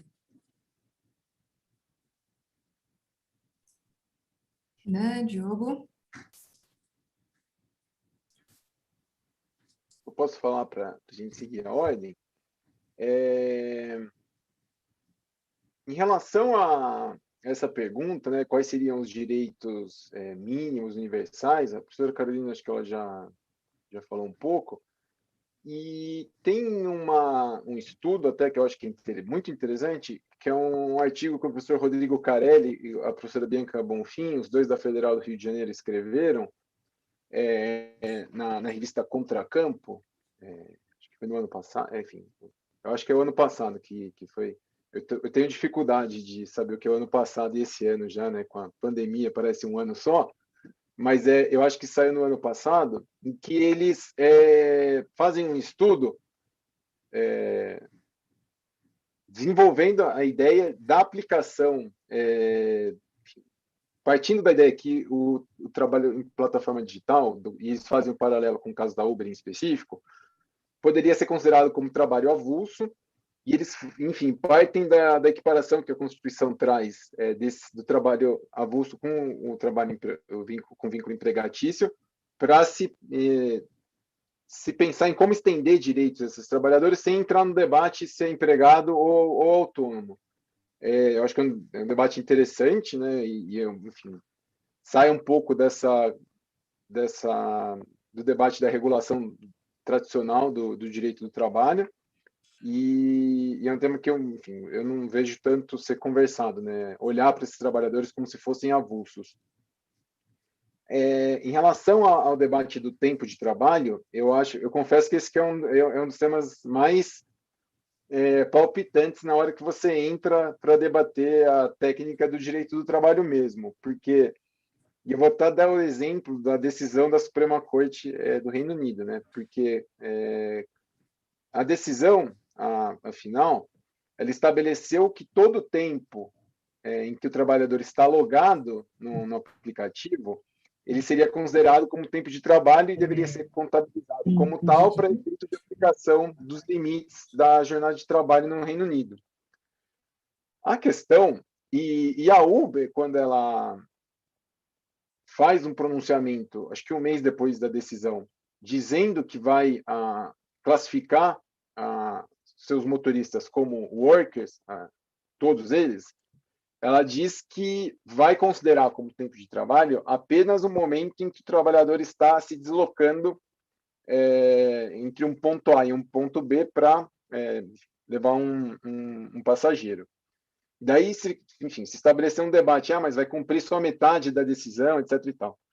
A questão é que e que eu acho que a gente tem que levar em consideração também para analisar o caso, a questão é que quando a ação foi proposta em 2016, só a Uber funcionava dentro desses parâmetros no Reino Unido. Então, fazia sentido se presumir que todo o tempo em que o trabalhador estava logado, ele estava realmente à disposição da Uber. O que mudou de lá para cá é que em 2021 existem outras plataformas digitais que também oferecem serviço de transporte de passageiros no Reino Unido. Então, essa situação em que a gente pensa que o trabalhador pode ter 2, 3 aplicativos ligados ao mesmo tempo, e ele está logado em todos, ela é muito verossímil hoje. Então, existe esse debate e, invariavelmente, a gente vai ter essa conversa no Brasil. Existem pessoas que dizem que o trabalho, pelo menos no setor de transporte de passageiros e de entrega aqui no Brasil, ele se assemelharia muito ao que seria o intermitente, né? O que a legislação prevê como trabalho intermitente. É verdade que o jeito que a gente regulou isso na reforma trabalhista torna inviável a aplicação disso, porque você tem que avisar com 3 dias o trabalhador. Isso no mercado em que é tudo online, a demanda é online e imediata, inviabilizaria. Então, enfim, eu acho que tem várias formas de se olhar para isso, e eu acho que é um dos temas desafiantes também quando a gente pensa em regular o tempo de trabalho. E em relação às indicações bibliográficas, eu agradeço a menção da professora Carolina, do professor Diogo, do meu livro. Esse relatório que a professora Carolina mencionou da OIT, que saiu em fevereiro desse ano, acho que ele é muito importante, que é muito completo, ele faz uma análise dos diferentes tipos de plataforma que existem, e eu acho que vale a pena também acompanhar alguns dossiês que algumas revistas acadêmicas têm publicado sobre trabalho em plataformas digitais, né? Esse da Contracampo que eu mencionei para vocês é uma revista da Universidade Federal Fluminense.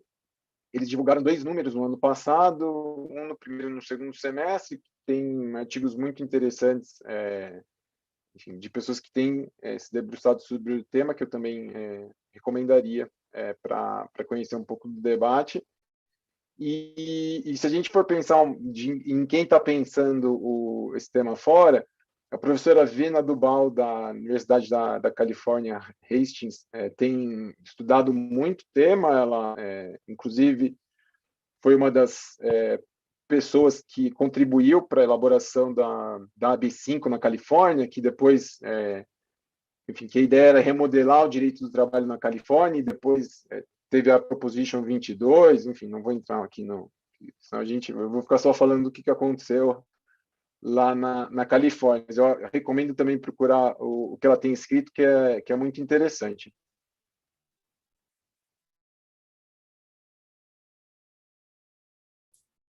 Diogo, quer comentar também essas perguntas? Ana, eu tenho, infelizmente, pouco a dizer a respeito de perguntas tão importantes e desafiadoras, né?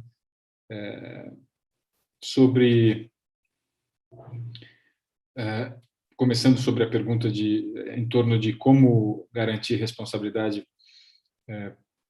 por parte de cada uma das plataformas, na hipótese de trabalhadores atuarem em mais de uma, né?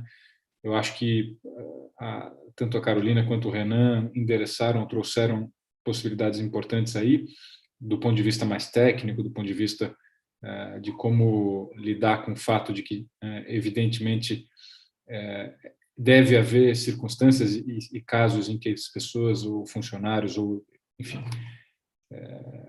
trabalhadores e trabalhadoras atuam em mais de uma plataforma. Eu acho que é muito importante levar isso em consideração, porque usualmente a gente pressupõe que quem trabalha para um empregador só, né? Esse é o direito do trabalho mais clássico, mas as plataformas digitais também podem criar circunstâncias nas quais alguém se voluntaria para trabalhar até pela necessidade imperativa de renda para mais de uma plataforma. E eu gostaria de voltar em relação à pergunta anterior, né, mais geral, sobre a universalização, né, desses novos direitos. Eu volto para o ponto que é genérico, que é incipiente, que é insuficiente, né, mas eu acho que não existe bala de prata, não existe resposta do tipo panaceia para isso, que é a importância da gente repensar o estado de bem-estar social brasileiro e entender o direito do trabalho, o direito da previdência, o direito da assistência, as transferências condicionadas e incondicionadas de renda, as políticas públicas de alguma conotação social, todas simultaneamente, como parte de um modelo de estado de bem-estar. Não adianta a gente pensar isso isoladamente, não é? Então, o desafio é um desafio de entender como o Estado pode reagir ao crescimento acirrado e grave da desigualdade de renda, de riqueza, de oportunidade, de raça. A desigualdade é um fenômeno multidimensional. Ela se manifesta de muitas formas.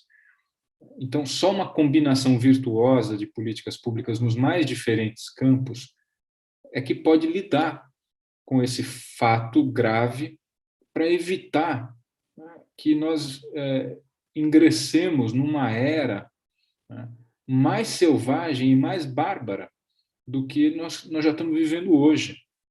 A pandemia escancarou a desigualdade no trabalho, mas a pandemia, além de não ter acabado, ela vai deixar uma ressaca e uma crise econômica, né, muito violenta, muito violenta. O que a gente vai ver daqui para frente é possivelmente ainda mais grave do ponto de vista das implicações econômicas e no campo da desigualdade do que a gente já viu nesse último ano de pandemia. Então, a pandemia com vacina pode arrefecer, mas os seus efeitos vão ser muito graves. Então, se ninguém reagir a isso de forma integrada, pensando, né, política social como uma coisa una e que precisa ser coordenada, eu acho que a gente não vai evitar, né, um esgarçamento muito preocupante das relações sociais, da própria sociedade, dos vínculos, dos laços. A gente vai retroceder muito nas parcas mais importantes conquistas de cidadania que a gente teve desde 88.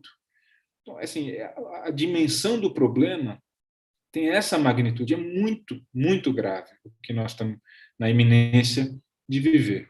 Então, não adianta, né, apesar de ser muito importante, para pensar em universalização de direitos, ou dos direitos, conforme a pergunta que apareceu aqui hoje, muito importante, não adianta pensar só em soluções pontuais no campo do direito do trabalho, né? Evidentemente que isso é muito importante, eu não estou diminuindo a importância disso, só estou dizendo que isso não pode ser objeto de uma reflexão isolada, né? Só que o que a gente enxerga, né, é um governo que absolutamente não se preocupa e não parece valorizar esta reflexão, né? Um governo que está deixando a sociedade brasileira se esfacelar e, evidentemente, quem paga essa conta são os mais pobres, né, que estão sendo relegados ao Deus dará. Vejam, né, o tipo de auxílio emergencial que o governo foi capaz de dar, né, um negócio absolutamente insuficiente, né, uma pequena esmola de R$ 600, depois mais um pouco, e depois mais nada, ou quase nada, quando os países ricos, capitalistas, claro, com seus orçamentos, evidentemente com grandes diferenças, mas são exatamente os países que este governo admira, né, estão fazendo muito mais, né, para não falar agora do novo New Deal, né, do Joe Biden, que vai gastar alguns trilhões de dólares, entre outras coisas, em política social, né? Então, enquanto a gente não encarar isso, não dá para falar em universalização de absolutamente nada, a não ser da miséria e da desigualdade.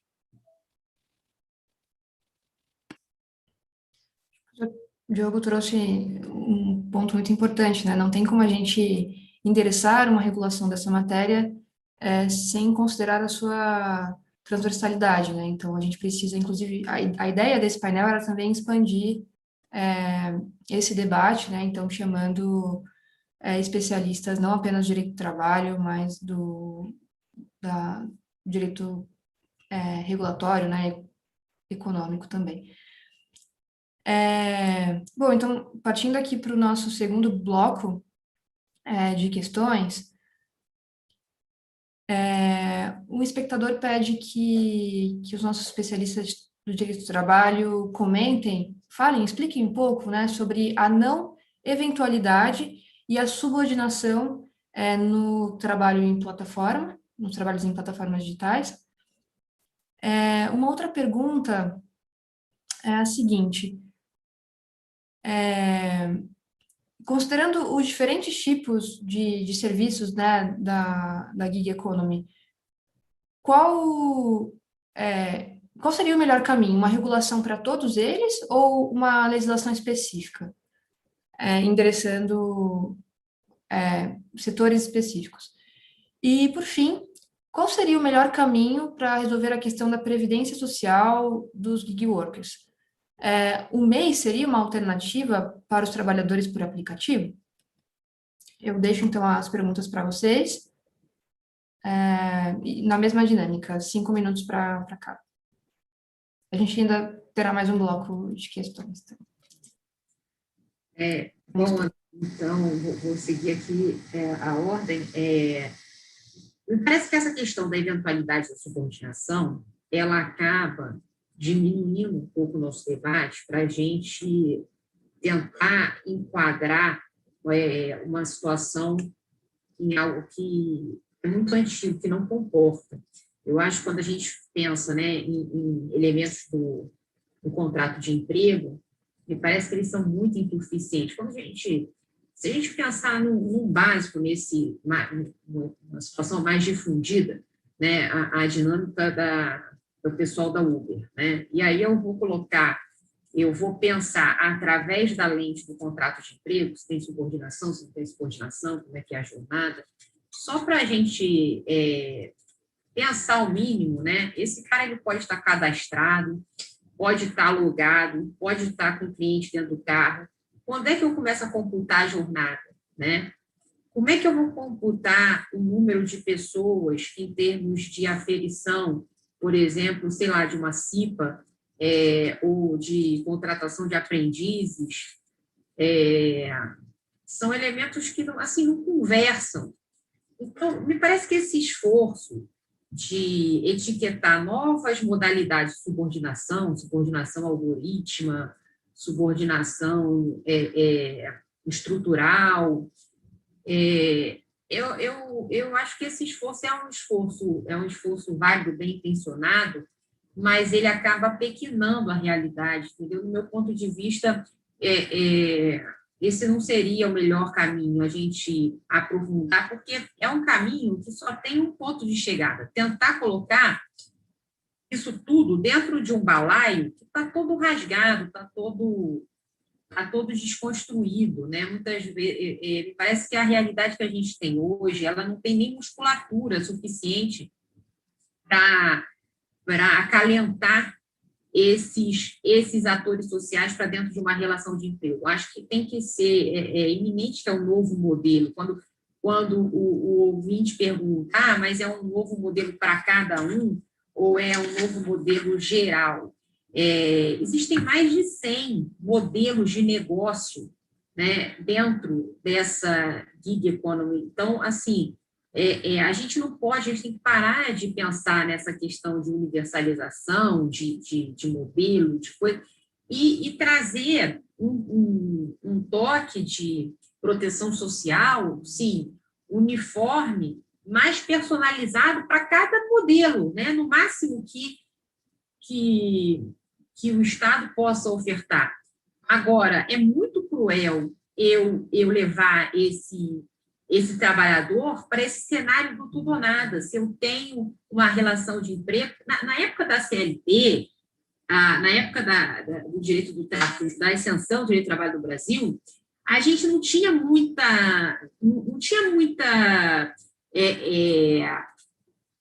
canal para reflexão, entende? A CLT ela desenha uma espécie de casamento, né? De casamento com união total de bens, digamos assim. E aí, hoje, eu tenho gente que quer viver solteira, tem gente que quer ficar, que quer ter 3 maridos, que quer namorar do mesmo sexo, quer namorar do sexo oposto, que não tem sexo.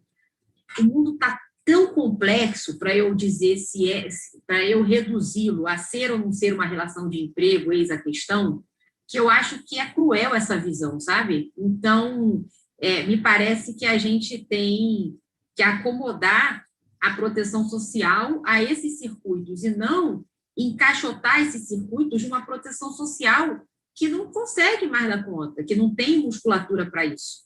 Então, hoje, mais de 70% da força de trabalho do Brasil, ela não está dentro de relação de emprego.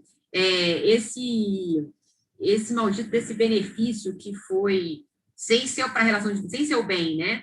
O que foi dado às pessoas economicamente ativas, né? De R$600, sei lá. Você veja, se descobriu, né, mais de tantos milhões de brasileiros que estavam inseridos na economia de forma totalmente anônima, né? Sem nenhum mapeamento, né? Não existe...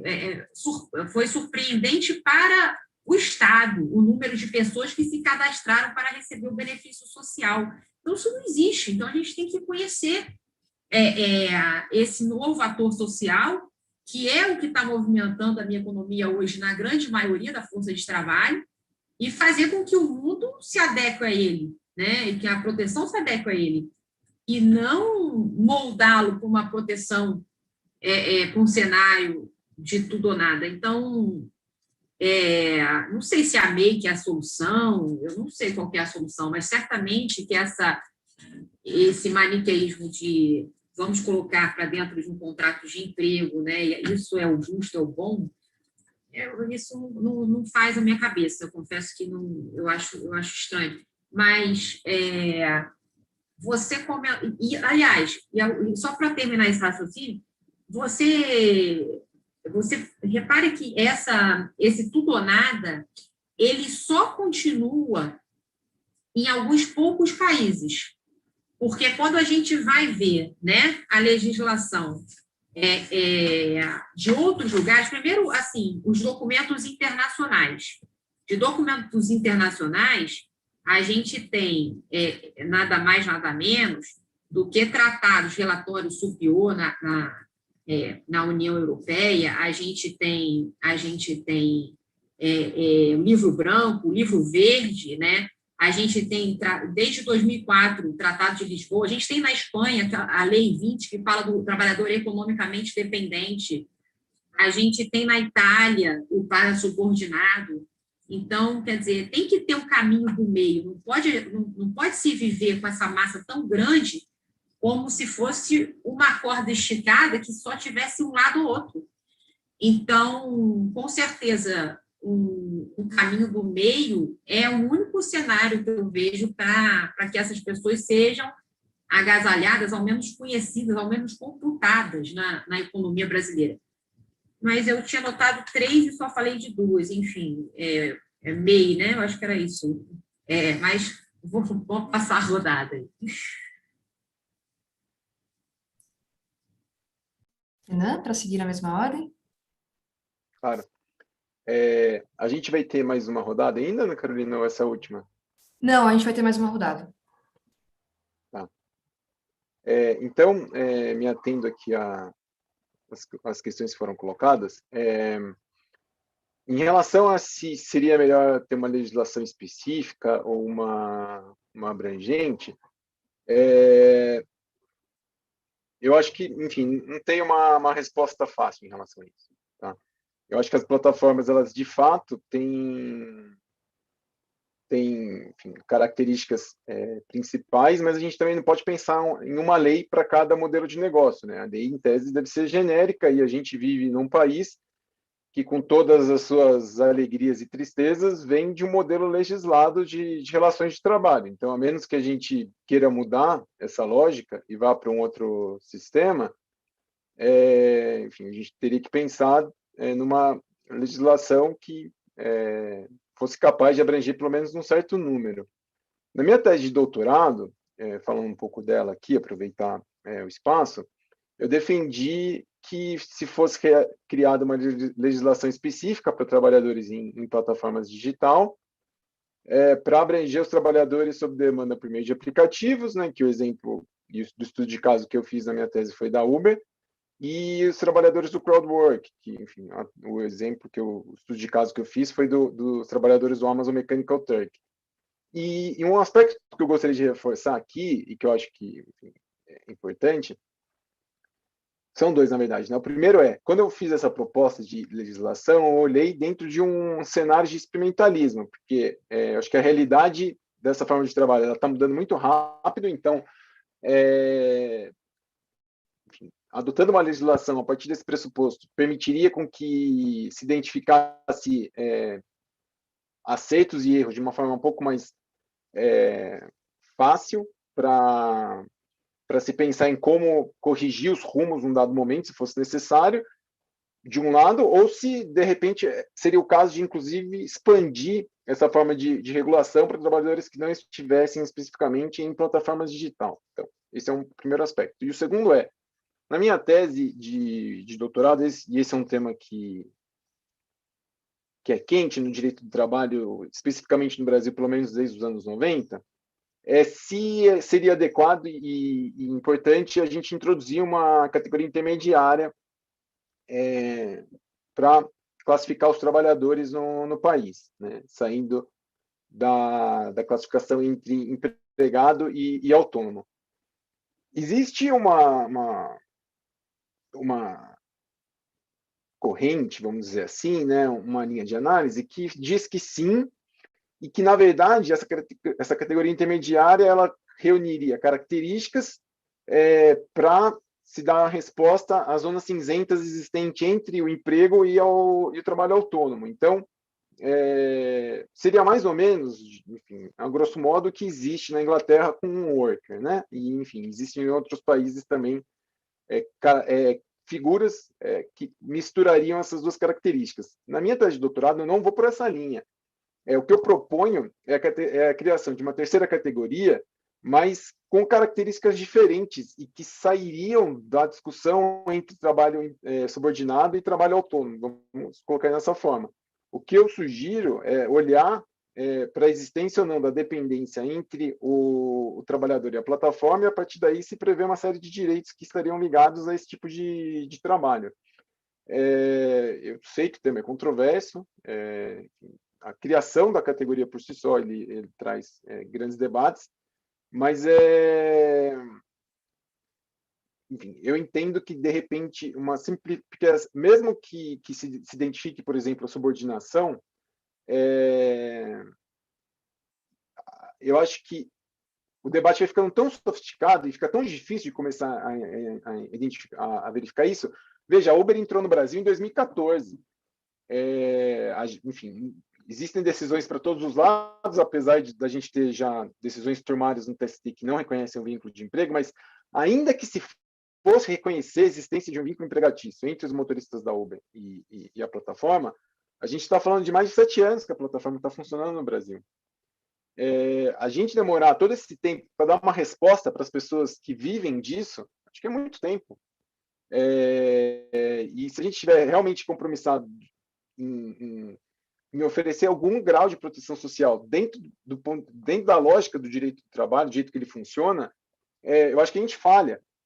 E eu acho que tentar olhar para o conceito de dependência, enfim, dentro do meu ponto de vista, é um elemento mais simples, ele apresenta características mais simples que permitiriam solucionar, em parte, enfim, esses grandes debates que a gente acaba trazendo. Então, de uma forma geral, é isso. E em relação à existência, enfim, da não eventualidade e da subordinação, eu acho, enfim, como eu mencionei, né, eu entendo que existe aí um gerenciamento algorítmico, enfim, em relação à forma pela qual essas plataformas digitais administram a mão de obra, mas eu também vejo que isso acontece de uma forma muito distinta. Se você existem plataformas que, de fato, acabam exercendo uma série de ações que se semelhariam a um poder diretivo clássico, vamos dizer assim, tá? Mas existem outras plataformas, e isso eu vi bastante nas plataformas de crowdwork, que isso é feito de uma forma muito compartilhada com os clientes com os tomadores de serviço. Vamos colocar desse jeito. E daí a coisa fica muito dividida. O problema é que, como os clientes eles são super esporádicos, e essas tarefas que são realizadas nessas plataformas, elas são super curtas, elas duram de segundos a, no máximo, alguns minutos, você começa a ter vínculos que são de extrema curta duração. Então, tentar olhar daí, dentro dessa lógica da subordinação, pelo menos dentro da teoria que a gente tem dentro do direito do trabalho, e daí de todas, tá? Desde a clássica até a reticular, estrutural, enfim, né, que se foi desenvolvendo na doutrina, eu já tenho mais dificuldades de identificar essa perfeita harmonia. Então, até por conta disso, né, que eu entendi, enfim, na minha tese de doutorado eu faço essa proposta de retomar o debate da dependência dentro do direito do trabalho. Perfeito, obrigada, Renan. Bom, eu gostaria de lançar uma última pergunta para vocês, para a gente já ir encaminhando para o fim do nosso evento. O que esperar para esse debate nos próximos anos? Vocês enxergam uma regulação no horizonte próximo? E qual seria o papel dos diferentes atores, Estado, empresas e trabalhadores? Sugiro seguirmos a mesma ordem. Bom, Ana, você dispara assim, a pergunta do século, né? Mas para terminar o debate em 3 minutos. Mas, enfim, pessoal, eu acho que existe acho que a vida vai encontrar um meio, né, dessa regulação, nem que seja por esse caminho que eu venho chamando a atenção, mais novo, de autorregulamentação, né, de acordos coletivos dentro com esses atores. Eu acho que isso seria uma solução muito, muito próspera e muito eficiente para um curto prazo, mas sim, a médio e longo prazo, esperamos todos que haja um canal de segurança jurídica para todos esses trabalhadores. É perfeito quando o Renan coloca, né, de 7 anos sem nenhuma resposta, sem se saber o que é. Mas, em termos de contexto social como um todo, o que eu vejo é que hoje a gente vive uma fase do capitalismo moderna em que tem sido cada vez mais procurado a busca, a homenagem a elementos sociais, elementos éticos, elementos ambientais. O Fórum Econômico Mundial de Davos, nos últimos 3, 4 anos, vem despertando, né, essa questão da aferição de preocupação social a partir dessa nova visão de riqueza. Então, ainda que lógico, né, a gente tem um caminho infindável em relação a esse conflito capital-trabalho, eu acho que hoje nós podemos ver, e a pandemia ela tem sido um grande ponto de ensinamento, de descoberta de zonas de confluência de interesses entre o capital e o trabalho, né? De cadeias de produção mais éticas, mais humanas, né? De um capitalismo mais colaborativo, mais transformador. Então, me parece que, a partir dessa lógica, eu coloco alguma esperança da gente ter uma regulamentação e uma distribuição de justiça, apesar de tudo parecer muito, muito estranho, muito sofrido, e a fala do professor Diogo, né, coloca realmente o que virá nesse futuro próximo, é muito difícil, né? Para a geração dos nossos filhos, é tudo muito inédito e muito sofrido, muito difícil.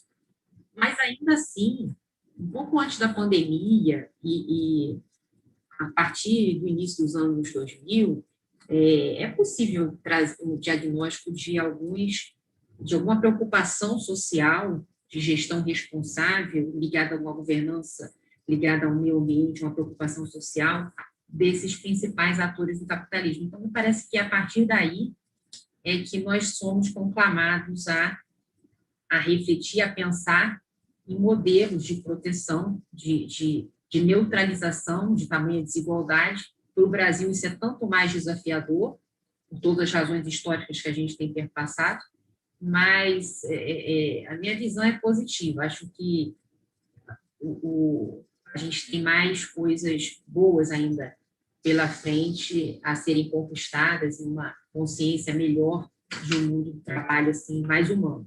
Mas eu aproveito esse espacinho para encerrar a minha participação e agradecer muito, viu, a oportunidade de debater com essa genialidade dos demais professores, com todo o projeto de pesquisa que vocês têm desenvolvido, ela é tão importante, né, o mapeamento, isso é o ponto de partida de toda a reflexão, né, o diagnóstico do ambiente que está se moldando em torno da gente. Então, agradeço muito essa oportunidade, me coloco à disposição nas redes sociais, para os ouvintes, meu contato Carolina Tupinambá, @CarolTupi, nas redes sociais, quem quiser prolongar esse debate tem toda a alegria. Obrigada, professora Carolina. Passo para o Renan. Obrigado. Ana Carolina, eu acho que esse é um dos grandes... essa pergunta que você fez para a gente finalizar a nossa conversa é uma das principais, se não for a principal. E por que eu estou dizendo isso? O direito do trabalho, quando ele surge no Brasil, quando a CLT surge ali nos anos 40, a gente tem o mito da ortoga no Brasil, né? Que o Vargas seria o pai dos pobres por ter dado os direitos do trabalho no Brasil, sendo que a história não é essa, né? A gente tem uma série de grupos sociais de trabalhadores em específico que foram fundamentais, não só para a edição da legislação do trabalho no Brasil, mas também para que ela saísse do papel. Enfim, eu estava até relendo esses dias a tese de doutorado da Maria Célia Paoli, e ela traz essa ideia de uma forma muito... Ela traz isso na tese dela de uma forma muito clara. A legislação trabalhista, pelo menos para os setores urbanos, ali nos anos 40, dos anos 30 e nos anos 40, ela só tem algum grau de efetividade porque os trabalhadores estavam mobilizados coletivamente para cobrar isso dos empregadores. E por que eu estou querendo dizer isso? Porque sem uma mobilização dos principais interessados desse tipo de legislação, o debate se empobrece demais. Veja, acho que há um mês e meio, a Financial Times, que, enfim, longe de qualquer tipo de dúvidas sobre essa publicação, eles divulgaram uma matéria dizendo que o país a ser observado na Europa a partir de agora, em relação à forma de regulação dos trabalhadores em plataformas digitais, é a Itália. Por quê? Porque a gente viu um fenômeno ali, e a Itália tem um modelo de direito do trabalho, modelo legislado, né, que é parecido com o nosso, pelo menos a lógica de funcionamento. Mas na Itália teve uma combinação de fatores que fez o Financial Times olhar para ela com mais atenção, que foi o quê? Foi uma decisão do Poder Judiciário aplicando uma multa elevadíssima de 733 milhões de euros numa plataforma digital que estava classificando equivocadamente os seus trabalhadores.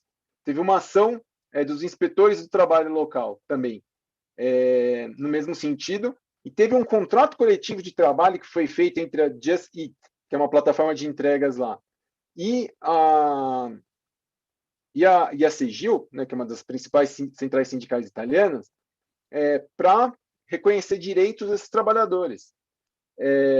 Então, teve uma confluência ali, porque não adianta a gente só ficar pensando em que vai judicializar esses temas e a gente vai resolver o problema.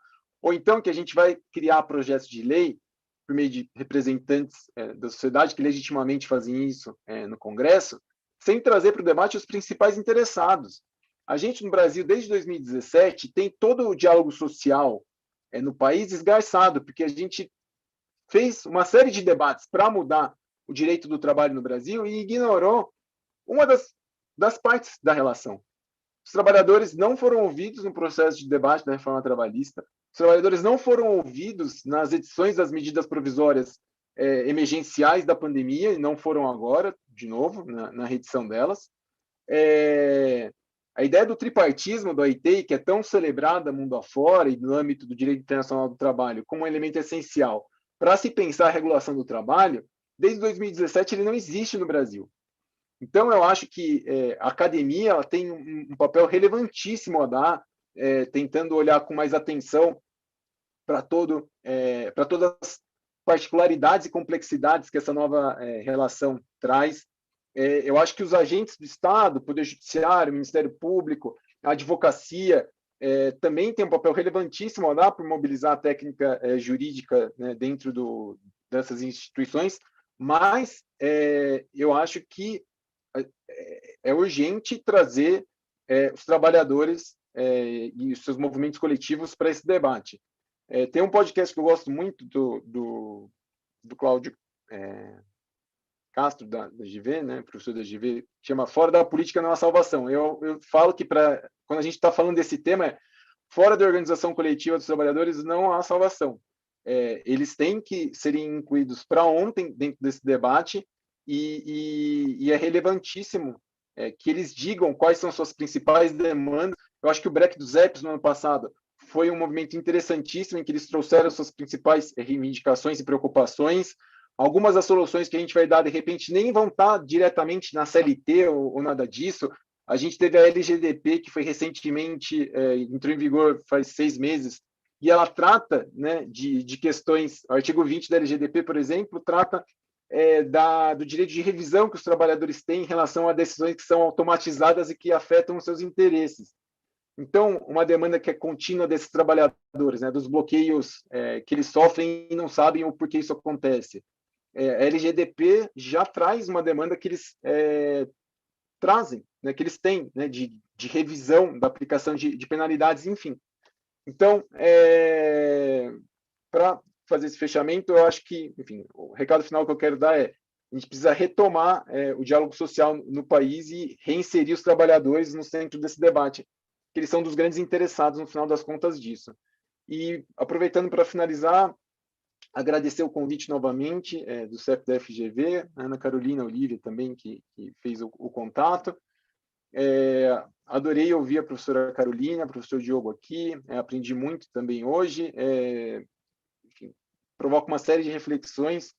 Tenho certeza que o sair desse debate, enfim, problematizando vários outros temas que são candentes dentro dessa conversa que a gente fez hoje. Então, agradecer e desejar um bom dia para todos. Obrigada, Renan. Bom, eu passo a palavra ao professor Coutinho. Obrigado, Ana. De fato, como disse a Carolina, é uma pergunta super importante e proporcionalmente difícil à sua importância. Então, se eu não me equivoco, a pergunta é quais são os papéis, né, dos trabalhadores, do Estado, das empresas na construção de um novo mundo do trabalho, de um novo direito do trabalho, mais especificamente. Me parece que era isso que estava em jogo aqui. E eu concordo com o Renan na medida em que, como sempre, né, em todas as lutas históricas e sociais, quando se contrapuseram o capital e o trabalho, a mobilização social fez diferença, né? Eu não consigo deixar de lembrar da discussão que aquele que me parece ser um dos mais importantes cientistas sociais do século XX fez num trabalho chamado A Grande Transformação, estou falando do Karl Polanyi.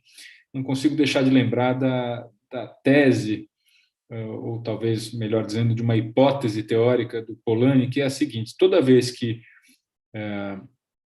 o mercado autorregulado tenta se impor e transformar em mercadorias coisas que não podem ser mercadorias, sendo o trabalho uma delas, né, além da terra e do dinheiro, são mercadorias para o Polanyi apenas fictícias, a sociedade reage. É a contra-reação social para evitar o esgarçamento total da própria sociedade. E a sociedade reage na forma de luta, né?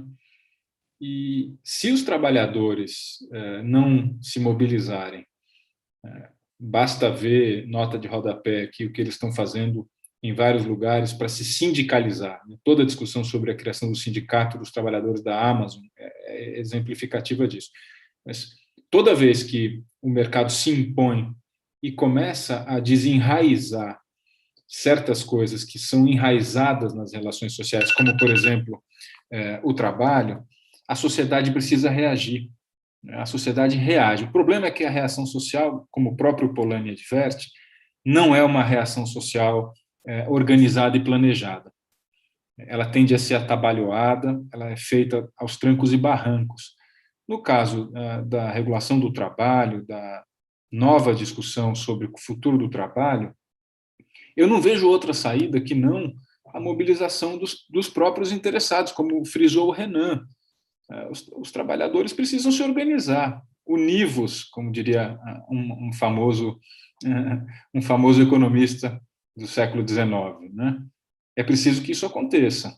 Evidentemente que o Estado tem um papel relevante nisso, mas o Estado historicamente nunca concedeu nada de graça, muito menos as empresas, os patrões, os capitalistas, jamais fizeram isso espontaneamente. Então, é isso. E a gente vê, né? A gente vê isso acontecendo, a gente vê a mobilização, a gente vê a sindicalização, a gente vê os motoboys, os entregadores se unindo, formando redes, se conscientizando politicamente. Esse é o caminho, não tem outro, é o caminho da luta política, não da luta selvagem, mas da luta política que faz o capitalismo minimamente se domesticar. Não tem outra saída, não vejo outra saída. Muito obrigada, professor Coutinho. Bem, eu gostaria de agradecer mais uma vez aos nossos convidados por terem nos dado a honra da sua participação nesse debate e agradecer também a nossa audiência e a DICOM, que nos deu suporte aqui ao longo de todo o evento. E, bem, eu encerro então o nosso evento.